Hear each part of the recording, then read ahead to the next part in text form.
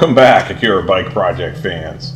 Sorry for the delay here since the last video. I did take a vacation to see my family I haven't seen since before COVID, visiting Glacier National Park and Yellowstone, and man, that was awesome.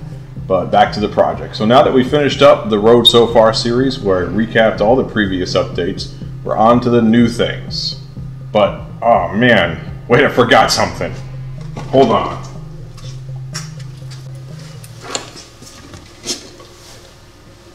Alright, there you go. That's better.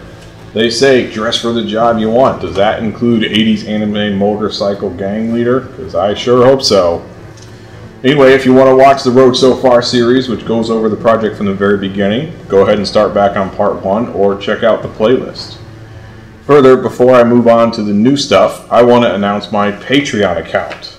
I am super excited to offer this opportunity for fans to help out with the project. There are varying tiers with associated rewards, of course. You can join as a clown gang member for just $1 a month, all the way up to Kaneda himself for $100 a month. Check it out at patreon.com/Matus1976. I am super stoked by this. I know many of you have been following this project for years through ups and downs. It means a lot to me that you've stuck with it. I hope to do your patience justice.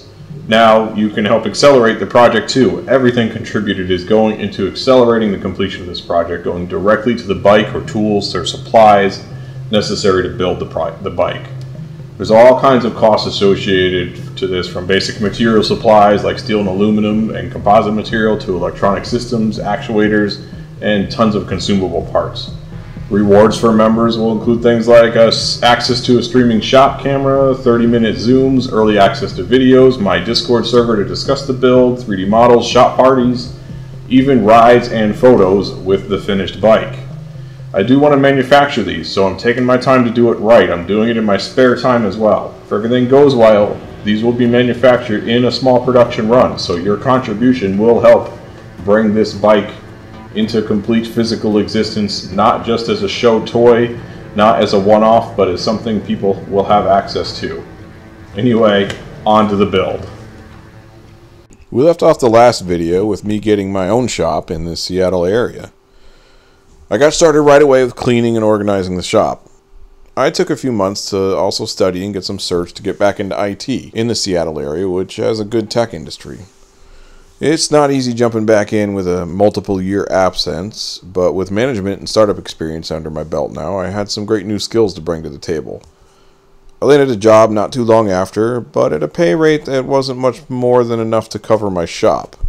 Definitely couldn't afford an apartment and a workshop, so I ended up living in my shop for a while.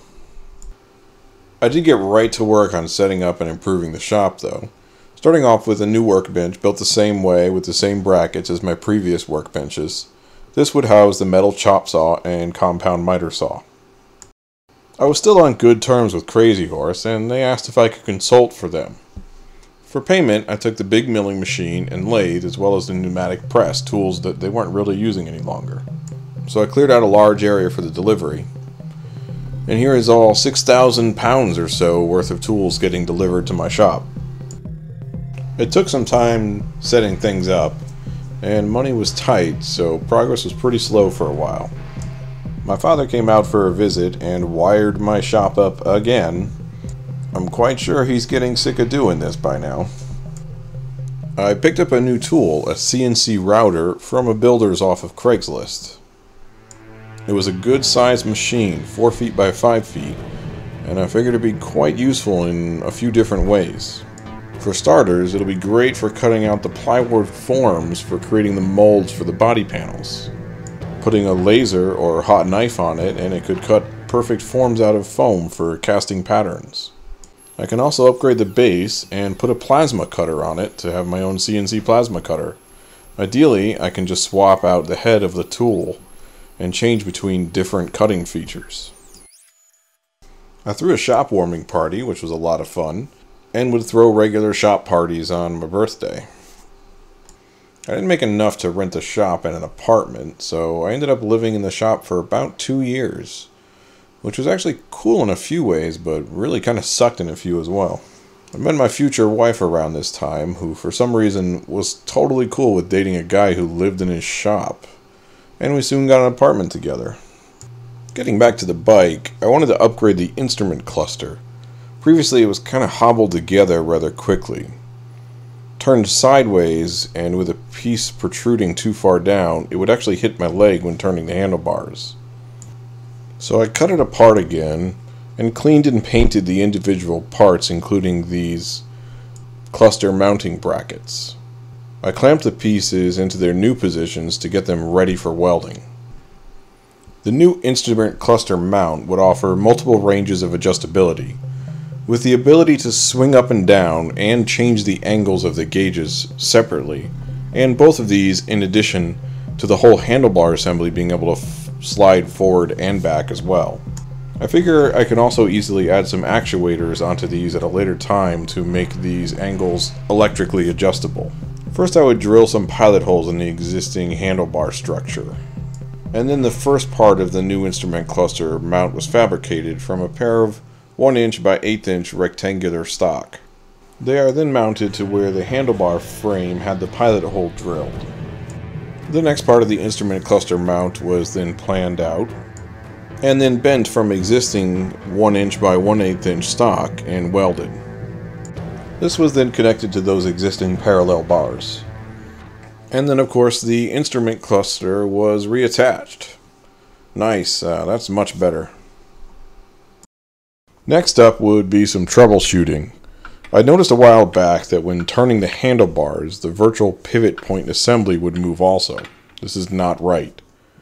Here you can see the upper steering column and lower steering column and the V-block clamped closed. Turning this would represent turning the handlebars to steer. Here is a better angle. You can clearly see the virtual pivot point assembly moving significantly with even a little bit of turning.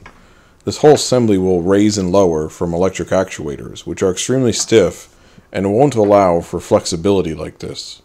So either you won't be able to turn the vehicle, or something will break or at least bend, so you can turn. This is not acceptable. I checked the steering column tube in the lower steering column for runout. Here you can see a dial indicator, a common tool used by machinists, to measure the runout. Runout is how far out from a true and perfect circle something deviates. Each slash on this indicator is measuring 1/1000th of an inch. You can see as I turn the bar, the needle moves a maximum of about 1/1000th of an inch each way, which is probably fine for runout on a steering column, so the problem doesn't look like it's with the lower steering column tube. So I thought there was probably a bend or warp in the upper steering column central tube. I removed the upper steering column, which was just tack welded to the virtual pivot point assembly. I started making a new steering column tube that would pass through the full length of the upper and lower steering column, eliminating any possible runout or existing bends. It would also help me align everything for final welding, since it would force the upper and lower steering columns to be perfectly aligned. I grabbed a stock piece of 1 inch thick-walled tubing and put it in my benchtop lathe for cleaning. I first hit it with 200 grit sandpaper to remove the rust, then 400 to polish it up. It's interesting to note here that even though you are technically removing material from a tube when you do this, it actually makes the tube stronger. This is because all the nicks and scratches and crevices created by the rust actually create stress concentration areas. Imagine a force applied over a smooth and uniform structure.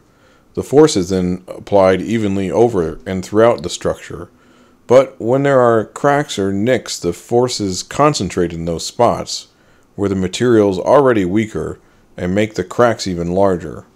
So a polished metal tube can be significantly stronger than an unpolished rusty one, and looks good too. Here's the finished tube. Here is the old and new steering column tubes compared. I put the new steering column tube back into the bike. The old upper steering column was disassembled to remove the old tube that was probably bent. I put the V-block back on the bike. This, of course, is the block that will lock the upper and lower steering columns together, after the powered front cowling and handlebars lower back down. Here though, I have one steering column tube going through both the upper and lower to ensure that alignment. I put the upper steering column back on and clamped the V-block down and added the handlebars back on as well. As you may recall from the discussions on build phases, this prototype will go through multiple phases, each adding some new features until we meet the intended functionality. I had initially planned on integrating the powered egress, that is the raising and lowering front end, into the first phase. But in the spirit of getting this powered and rolling quicker, I decided to bump that to phase 2 to eliminate any possible problems like turning slop or insufficient rigidity from the testing of the very basic underlying recumbent geometry in the first phase. This would require a new, longer threaded core rod.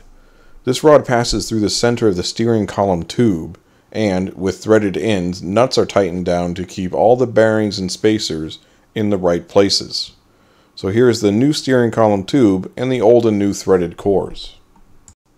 To make these, I welded some fine thread grade 5 bolts to the end of a rod on both sides.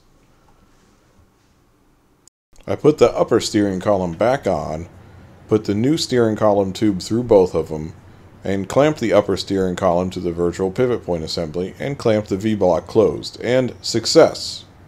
The result is no discernible movement or runout. Much better. Well, that's it for today's update. Thank you for watching that. I hope you all enjoyed it. I hope you like how the build has been progressing and all the new material we're going over. I'm getting really excited. We're making some great progress and there's a lot more progress to share, so just stay tuned for more updates.